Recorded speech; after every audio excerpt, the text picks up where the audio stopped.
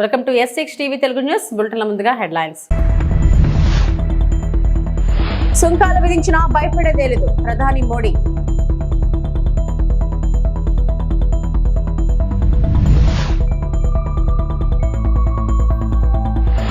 అమరావతిలో handloom museum ఏర్పాటు చేస్తాం సీఎం చంద్రబాబు.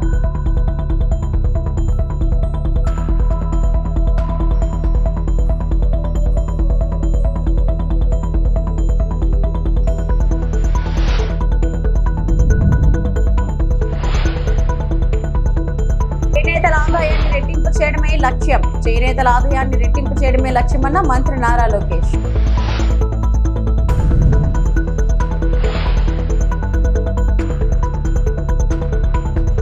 అమెరికా అధ్యక్షుడు డొనాల్డ్ ట్రంప్ తమ ఎగుమతులపై 50% సుంకాలు విధించినా భయపడేదే లేదని భారత్ స్పష్టం చేసింది. రైతులు, పశు పెంపకందారులు, మత్స్యకారుల ప్రయోజనాలపై రాజీ లేదని ప్రధాని మోడీ తేల్చి చెప్పారు.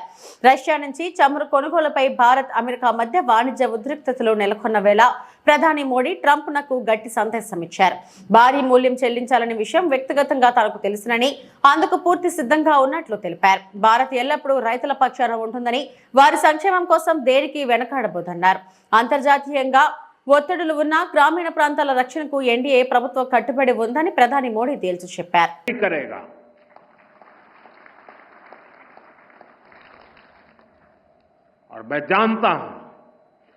व्यक्तिगत रूप से मुझे बहुत बड़ी कीमत चुकानी पड़ेगी, लेकिन मैं इसके लिए तैयार हूं. मेरे देश के किसानों के लिए, मेरे देश के मछुआरों के लिए, मेरे देश के पशुपालकों के लिए आज भारत तैयार है.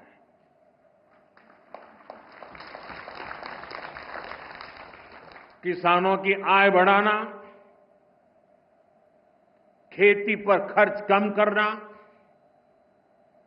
आय के नए स्रोत बनाना, इन लक्ष्यों पर हम लगातार काम कर रहे हैं. భారతీయ శక్తి, సంస్కృతి, సాంప్రదాయాలకు ప్రతీక చేనేతలు అని ముఖ్యమంత్రి చంద్రబాబు అన్నారు. గుంటూరు జిల్లా మంగళగిరిలో ఏర్పాటు చేసిన 11వ జాతీయ చేనేత దినోత్సవంలో సీఎం పాల్గొన్నారు. అమరావతిలో హ్యాండ్లూమ్ మ్యూజియం ఏర్పాటు చేస్తామని తెలిపారు. నైపుణ్యం, సృజనాత్మకత కలయిక చేనేతలు. తెలుగుదేశం పార్టీకి నేతన్నలకు అవినాభావ సంబంధం ఉంది. నేతన్నలకు ఉపాధి కల్పించిన నేత ఎన్టీఆర్. వ్యవసాయం తర్వాత అధికంగా ఉపాధి కల్పించేది వస్త్ర పరిశ్రమ. 55,500 మంది చేనేత కార్మికులకు 2 లక్షల చొప్పున 27 కోట్ల రుణాలు ఇచ్చాం. 90,765 కుటుంబాలకు 100 యూనిట్లు కరెంటు ఉచితంగా ఇచ్చామని ముఖ్యమంత్రి చంద్రబాబు ఈ సందర్భంగా పేర్కొన్నారు. నాగరికత కాలం నుంచి చేనేత అభివృద్ధి చెందినట్లు చారిత్రక ఆధారాలున్నాయి. కాకతీయుల కాలంలో నాణేలపైన నేతన్నల ముద్రలుండేటివి. బ్రిటిష్ వాళ్ళు మన దేశానికి వచ్చిన దానికి కారణం వ్యాపారం. ఆ వ్యాపారం ఏంటంటే చేనేత కార్మికులు నేస్తున్నటువంటి బట్టలు ఇక్కడ కొని వేరే దేశాలకు పంపించి వ్యాపారం చేసేవాళ్ళు. అక్కడి నుంచి వాళ్ళ ఆలోచన విధానంలో మార్పు వచ్చింది. మార్పు వచ్చిన తర్వాత మెషిన్లు పెట్టి చేనేత కార్మికులకు ద్రోహం చేసే విధంగా ఇక్కడి నుంచి ముడి సరుకు తీసుకుపోయి అక్కడ బట్టలన్నీ తయారు చేసి మళ్ళా మనకు పంపించారు. దీనివల్ల చేనేత కార్మికులు పూర్తిగా దెబ్బతిన్నారు. అందుకే మీరు ఒక్కసారి చూస్తే స్వాతంత్ర సమరంలో ప్రతి ఒక్కరూ ఒక ప్రేరణ ఇచ్చారు. ఖద్దరు బట్టలే ధరించాలి, మనం నేర్చినటువంటి ఇదే మనం చేయాలని నూలు వడకడం దగ్గర నుంచి దేశభక్తి చాటి చూపించారు. 1905లో స్వదేశీ ఉద్యమంలో భాగంగా ఆగస్టు 7న విదేశ బట్టల్ని బహిష్కరణ చేశారు. ఆ విధంగా మనం చూస్తే ఈరోజు 11వ చేనేత జాతీయ దినోత్సవాన్ని మనం పెట్టుకుంటున్నామంటే దీనికి కారణం ఇది ఒక చరిత్ర అని చెప్పి కూడా నేను మీకు తెలియజేస్తున్నా. ఈరోజు మనందరం ఒక్కసారి ఆలోచిస్తే తెలుగుదేశానికి నేతన్నకు అవినాభావ సంబంధం ఉంది. మొట్టమొదటిగా ఎన్టీ రామారావు గారు ఏదైతే పార్టీ పెట్టిన మొదటి సంవత్సరం సగం ధరకే చీర దోవతి ప్రవేశపెట్టి రైతు నేతన్నకి ఉపాధి కల్పించిన పార్టీ, ఉపాధి కల్పించిన నాయకుడు నందమూరి తారక రామారావు గారని చెప్పి మీకు తెలియజేస్తున్నా.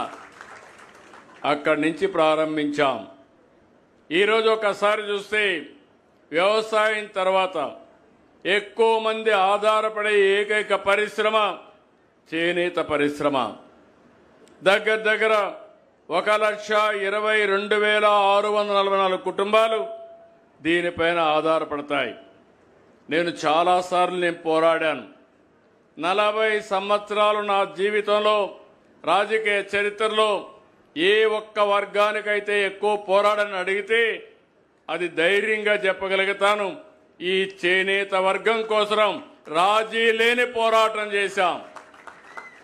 అధికారంలో ఉంటే పనులు చేశాం, ప్రతిపక్షంలో ఉంటే మీ తరపున పోరాటాలు చేసిన విషయం కూడా ఒక్కసారి గుర్తు తీసుకొస్తున్నాను. 2014 నుంచి 19 వరకు 5 ఏళ్లలో చేనేతకు అండగా నిలబడ్డాం. 110 కోట్ల రూపాయలు చేనేత కళాకారులకి రుణాలు మాఫీ చేశాం. చేనేతల ఆదాయాన్ని రెట్టింపు చేయడమే లక్ష్యంగా పనిచేస్తున్నామని మంత్రి లోకేష్ అన్నారు. మంగళగిరిలో చేపట్టిన జాతీయ చేనేత దినోత్సవ కార్యక్రమంలో మంత్రి పాల్గొన్నారు. యువగలం పాదయాత్రలో చేనేతల సమస్యలు తెలుసుకుని నాటి పరిష్కారానికి హామీలు ఇచ్చారని మంత్రి గుర్తు చేశారు. ప్రతిపక్షంలో ఉన్నప్పుడే సొంత నిధులతో చేనేతలు, స్వర్ణకారుల సంక్షేమం కోసం అనేక కార్యక్రమాలు చేపట్టినట్లు మంత్రి గుర్తు చేసుకున్నారు. మంగళగిరిలోని చేనేత కళాకారులు తన కుటుంబ సభ్యులు లాంటి వారని లోకేష్ అన్నారు. చేనేత ఉత్పత్తుల మార్కెటింగ్, ప్రమోషన్ కోసం అనేక కార్యక్రమాలు చేపడుతున్నట్లు తెలిపారు.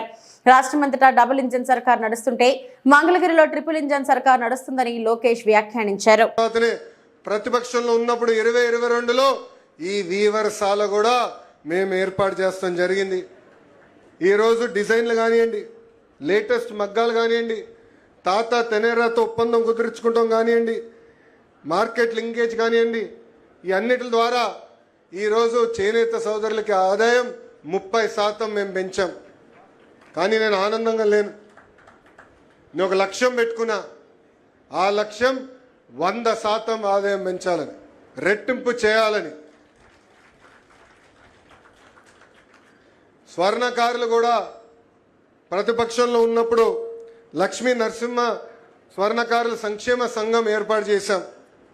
దాని ద్వారా స్వర్ణకారులకి హెల్త్ ఇన్సూరెన్స్ కానివ్వండి, మెరుగైన పనిముట్లు కానివ్వండి, వాళ్ళకి ఆర్థిక సహాయం కూడా ఆనాడు మేము అందజేశాం. సార్, యువగలం పాదయాత్రలో ప్రొద్దటూరు కానివ్వండి, ధర్మవరం, మంగళగిరి, ఉప్పాడలో నేను చేనేత సోదరుల్ని నేరుగా కలుసుకున్నా.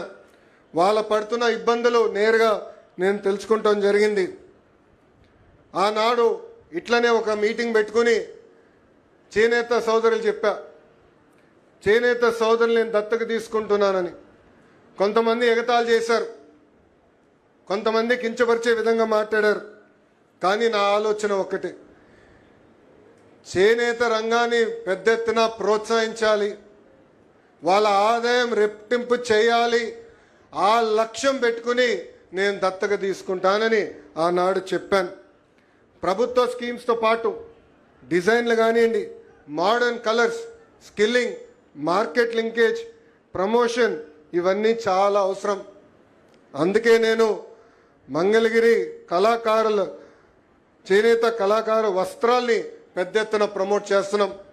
కుటుంబం పరంగా మేము ఒక పెళ్లికి వెళ్తే అక్కడ మేము ఇచ్చే చీర కూడా మంగళగిరి చీరనే. ప్రజలకు ఇచ్చిన హామీలు ఒక్కొక్కటిగా అమలు చేస్తున్నామని మంత్రి అనగాని సత్యప్రసాద్ అన్నారు.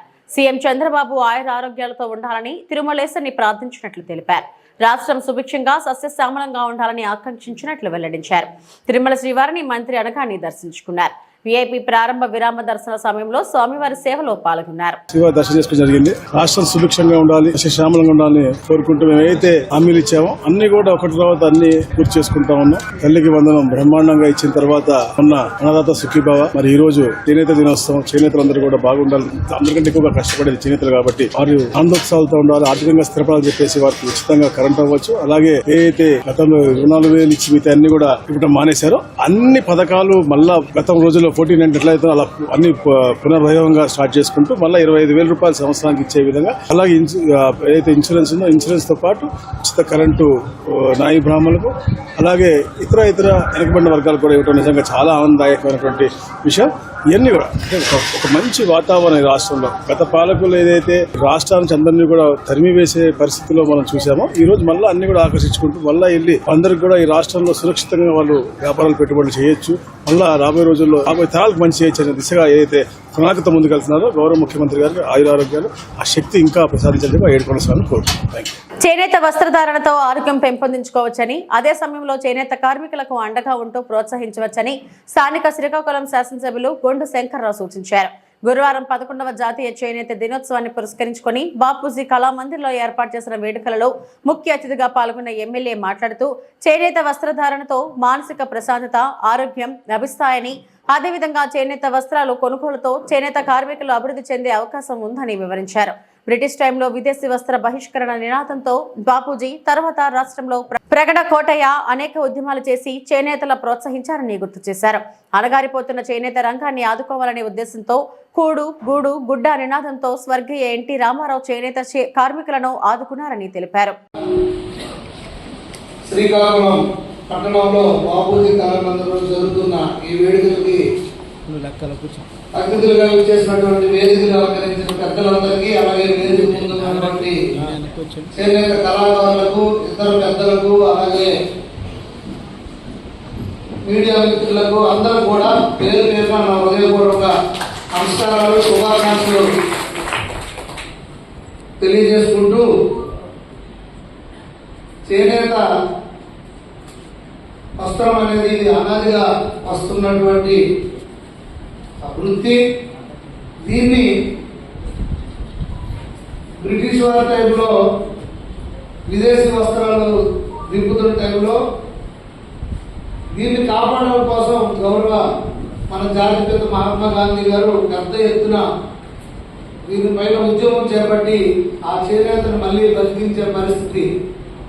దాని తర్వాత ప్రగడ కోటయ్య గారు ఈ చేనేత కార్మికులకు సంబంధించి ప్రత్యేకించి యాక్టులు కానీ, అలాగే వాళ్ళకి సబ్సిడీస్ కానీ అన్ని విషయాల్లో ఈ చేనేత వర్గాన్ని ఆదుకోవడంలో ఆయన చాలా వరకు కృషి చేసిన తరుణంలో మన రాష్ట్రానికి మళ్ళీ చేనేత ఉమ్మడి రాష్ట్రంలో అత్యధికంగా ఉన్నటువంటి చేనేత కళాకారులు కానీ కార్మికులు ఉన్నటువంటి ఉమ్మడి ఆంధ్రప్రదేశ్లో ఈ రంగాన్ని మళ్ళీ ఆదుకోవాలనే పెద్ద ఉద్దేశంతో ఏ రోజైతే ఆ రోజు అన్న నందమూరి తారక రామారావు గారు కూడు గుడ్డ నీడ నినాదంతో పార్టీ పెట్టి ఆనాడు ప్రతి ఒక్కరికి కూడు 2 రూపాయల కిలో రైస్ ఇస్తూ, గూడు అని పక్కా ఇల్లు కాలనీస్ ఇస్తూ, గుడ్డ అని జనతా వస్త్రాలు ఇవ్వడం జరిగింది చీరాద్రోకి.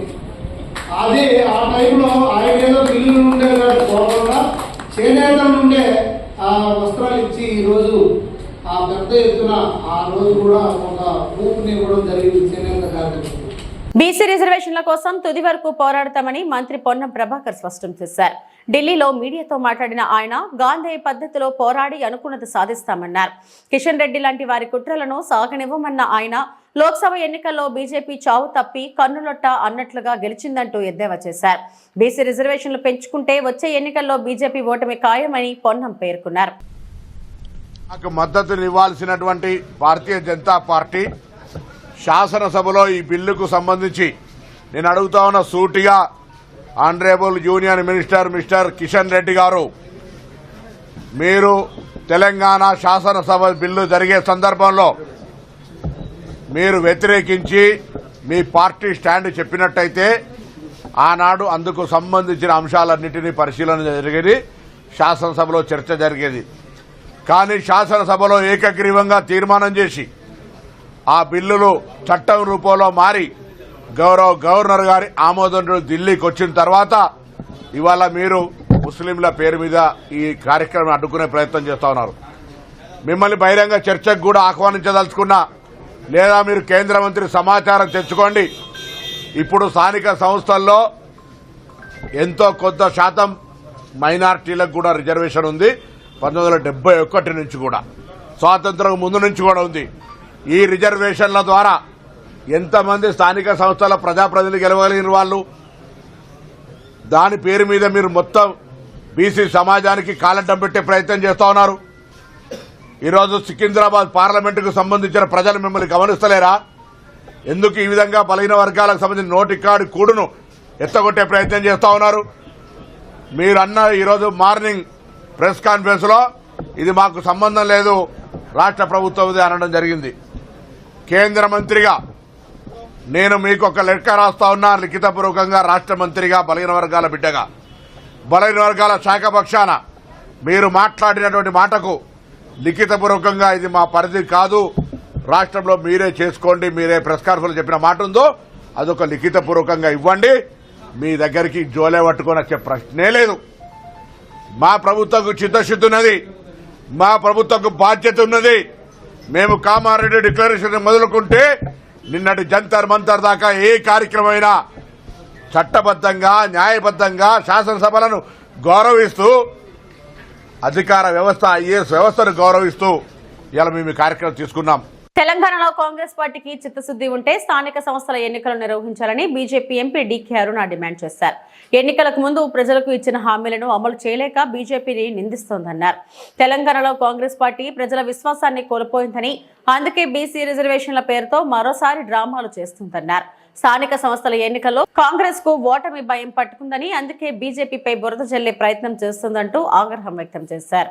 రాష్ట్రంలో కాంగ్రెస్ ప్రభుత్వం బీసీలకు 42% రిజర్వేషన్లు కల్పిస్తామని కామారెడ్డి డిక్లరేషన్ లో బీసీలకు రిజర్వేషన్ల గురించి మాట ఇచ్చి ఈరోజు మాట తప్పి కంప్లీట్ గా ఇంకొక పాట పాడుతా ఉంది. ఈరోజు అదే 42% బీసీల రిజర్వేషన్ లో 10% ముస్లింలకు ఇవ్వాలని నిర్ణయం చేసుకున్నది. ఈ రోజు గ్రామ పంచాయతీలకు ఎన్నికలు లేక ఈ పార్టీ అధికారంలోకి వచ్చిన నాటి నుంచి ఇప్పటికి కూడా ఎన్నికలు జరపలేనటువంటి పరిస్థితిలో ఇవాళ ఉన్నది. గ్రామ పంచాయతీలకు నిధులు రాక గ్రామ పంచాయతీల అభివృద్ధి పనులు నిలిచిపెట్టేటువంటి పరిస్థితిలో తెలంగాణలో ఏర్పడింది. సో ఇది కేవలం బీసీల యొక్క ఓట్లను రాలగొట్టడానికే బీసీ మాట, బీసీ పదం వీళ్ళు మాట్లాడుతున్నారు కానీ వీళ్లకు బీసీలకు రిజర్వేషన్ ఇచ్చేదాని పట్ల చిత్తశుద్ధి లేదు.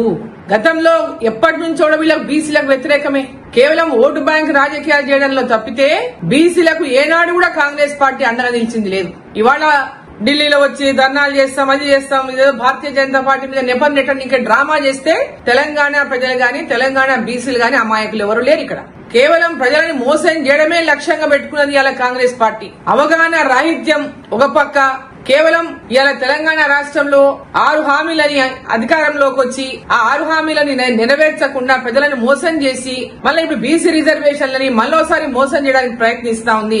స్థానిక సంస్థల్లో గెలుపు మీద నమ్మకం లేక ప్రజల విశ్వాసాన్ని కోల్పోయినటువంటి కాంగ్రెస్ పార్టీ ఇవాళ భారతీయ జనతా పార్టీ మీద ఇదేదో రిజర్వేషన్లు వాళ్ళు చేయదలుచుకున్నట్టు, భారతీయ జనతా పార్టీ అడ్డుకుంటున్నట్టు ఈ డ్రామాలన్నీ కట్టిపెట్టి మీరు ఎంబడే ఎన్నికలు జరపండి, ఎంబడే మీరు ఇచ్చిన మాటను నిలబెట్టుకోండి. అంతేగాని భారతీయ జనతా పార్టీ మీద నెపం నెట్టడం గాని తప్పించుకునేటువంటి ప్రయత్నం చేస్తే తెలంగాణ బీసీలంతా కూడా మీరు చేసినటువంటి ఈ యొక్క ద్రోహం ఏదైతే ఉందో, ఏదైతే మోసం ఏదైతే ఉందో ప్రతి ఒక్క బీసీ కూడా గమనిస్తామని తెలియజేస్తా ఉన్నాం.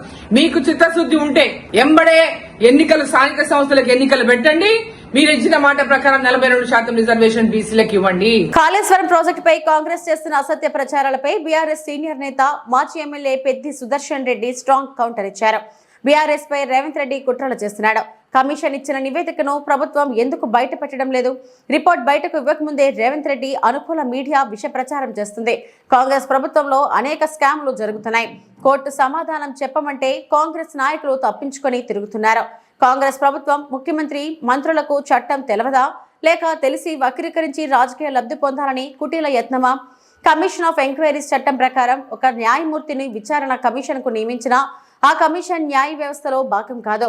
అంటే ఆ కమిషన్ కోర్టుల న్యాయ తీర్పులు ఇవ్వలేదు, మరియు కోర్టులు కలిగిన ఆధారాలు వారికి ఉండవు.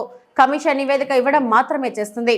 కనుక జడ్జి ఉన్నా సరే అది న్యాయ వ్యవస్థలో భాగంగా పరిగణించబడదు. ఈ చట్టాన్ని ఉద్దేశపూర్వకంగా తప్పుడు వివరణ ఇవ్వడం రాజ్యాంగం మీద ప్రమాణం చేసిన మంత్రి మండలికి తగదు. న్యాయ వ్యవస్థను కేసీఆర్, హరీష్ రావు గౌరవించడం లేదని ముఖ్యమంత్రి రేవంత్ రెడ్డి, మంత్రి ఉత్తమ్ కుమార్ రెడ్డి విమర్శ చేయడం వారి అవగాహన రాహిత్యానికి నిదర్శనమని అన్నారు.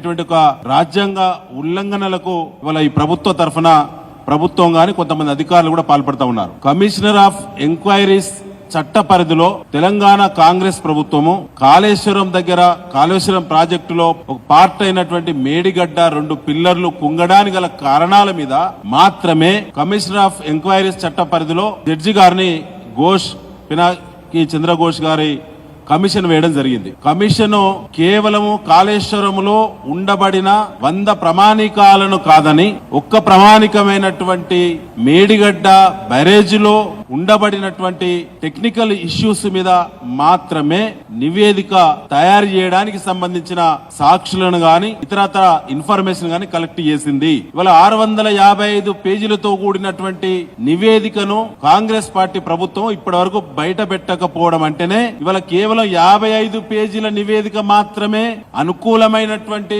పదాలున్నటువంటి కూర్పును ఒక కుట్రపూరితంగా తయారు చేసి ఇవాళ విష ప్రచారానికి రేవంత్ రెడ్డి పాల్పడతా ఉన్నాడు. దమ్ముంటే చేతనైతే మీరు దద్దమ్మలు కాకుంటే దొంగ నాటకాలు కాళేశ్వరం పైన మీరు ఆడకుంటే మీకు చిత్తశుద్ధి ఉంటే 655 పేజీల నివేదిక ఇప్పటి వరకు మీడియాకు ఎందుకు అధికారికంగా విడుదల చేయలేదు? కేవలం కొన్ని పేజీలలో ఉండబడినటువంటి కొన్ని కంటెంట్స్ ను వక్రీకరించి మీరు సంతకాలు లేనటువంటి పేపర్లు మాత్రమే ఇప్పటి వరకు నివేదికలు ఉన్నవి. ఘోష్ గారి సంపూర్ణమైనటువంటి నివేదిక ఇప్పటి వరకు బయటికి రాలేదు. కేబినెట్ ముందుకు రానటువంటి నివేదిక 3 రోజుల ముందే మీడియాలో ఎట్లా వస్తది? ఇది కుట్ర కాదా? అంటే కాళేశ్వరం ప్రాజెక్టు భవిష్యత్తు గురించి ఆలోచన లేదు. ఇవాళ మిగతా 100% కాళేశ్వరం ప్రాజెక్టు సంబంధించినటువంటి మిగతా ఇప్పటిదాకా ప్రకటించిన రిజర్వాయర్లు గాని అదేవిధంగా టన్నల్స్ గాని అనేక రకాల మరి నిర్మాణాలన్నీ కూడా సేఫ్ గా ఉన్నవి. వాటి గురించి విచారణ ఎందుకు చేయలేదు? జిల్లాలో ఇందిరమ్మ ఇళ్ల నిర్మాణాల ప్రగతి బేషుగ్గా ఉందని రాష్ట్ర గృహ నిర్మాణ సంస్థ secretary managing director VP Gautam జిల్లా యంత్రాంగం పనితీరును ప్రశంసించారు. ప్రత్యేకించి గడిచిన 2 నెలల నుంచి ఇళ్ల నిర్మాణంలో జిల్లా గణనీయమైన వృద్ధి సాధించిందని, 2వ విడత ఇళ్ల మంజూరీ గ్రైండింగ్ లో ఆశించిన స్థాయి కంటే ఎక్కువ పురోగతి సాధించారని జిల్లా కలెక్టర్ టి వినయ్ కృష్ణారెడ్డిని సంబంధిత శాఖల అధికారులను అభినందించారు.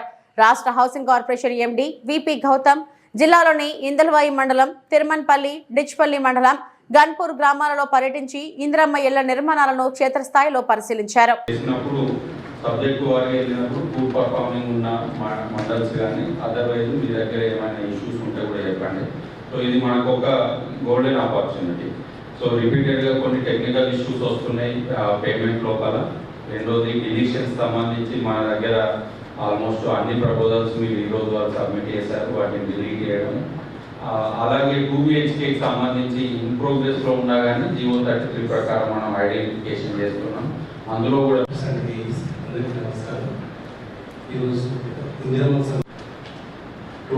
Total target 19,306 sir, grounded 9,360 sir, basement level 4,585 sir, wall level ఒకటి ప్రాబ్లం సార్ 2,067 పెండింగ్ మనకు పర్మిట్ చేస్తే మేము రెడీ ఉన్నాం. బెనిఫిషరీస్ ఉన్నారు, దాంతో మేము 3,500 కంప్లీట్ చేస్తాం. మిగతా అన్ని ఆల్టర్నేటివ్ శాంక్షన్స్ కూడా రెడీ పెట్టుకున్నాం. వాటిని కూడా మేము నెక్స్ట్ 1 వీక్ లోపల గ్రౌండ్ చేస్తాం.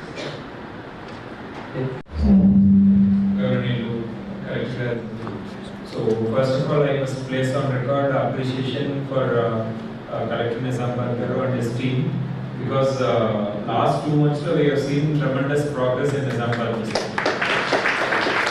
So every week, because I see district wise only, so every week when I see number of payments వచ్చేది ఇప్పుడు నిజామాబాద్ అనేది చాలా ఉపందుకుంది. Phase 1 లో అంత లేదు, but Phase 2 లో there is tremendous progress. Every week we are able to release more than 500 to 1,000 payments for Nizamabad.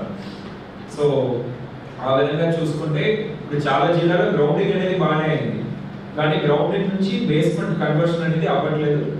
So కామారెడ్డిలో కూడా అదే మాట్లాడాను, కానీ నిజామాబాద్లో ఆ కన్వర్షన్ అనేది ఉంది. మనకు 1000 ఇళ్ళు పోయిన నెల గ్రౌండ్ అయ్యి ఉంటే మినిమం 500 houses అయినా ఈ నెలలో బేస్మెంట్ కన్వర్ట్ అవుతున్నాయి. So that is within 2 months maximum all houses must get grounded, and ground అయినాక వితిన్ 2 months లో బేస్మెంట్ కంప్లీట్ అయిపోవాలి. బేస్మెంట్ కంప్లీట్ అయ్యి 2 months లో వాలింగ్ కంప్లీట్ అయిపోవాలి. సో ఇది స్టేజ్ వైస్ మీరు ఇట్లా మానిటరింగ్ చేసుకోవచ్చు పీడీ గారు.